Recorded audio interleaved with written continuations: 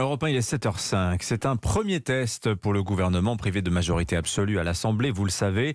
L'examen du projet de loi de finances 2023, autrement dit le budget, débute aujourd'hui. Les discussions s'annoncent déjà tendues. Plus de 3300 amendements déposés. Les débats pourraient s'éterniser et pousser l'exécutif à recourir au 49.3.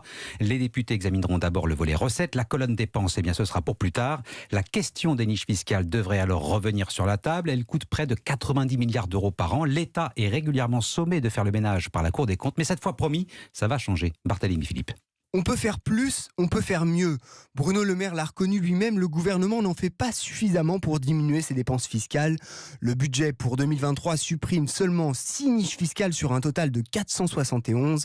Il faut dire que les Français sont très attachés à certains dispositifs comme le crédit d'impôt pour l'emploi d'un salarié à domicile, un cadeau fiscal de près de 5 milliards d'euros par an pour les ménages.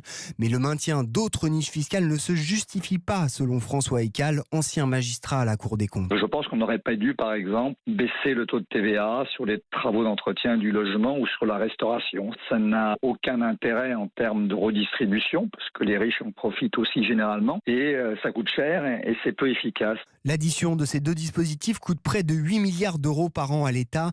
Au total, le manque à gagner des niches fiscales représente près de 90 milliards d'euros par an, soit 3,5% du PIB. Barthélémy Philippe du service économie d'Europe 1.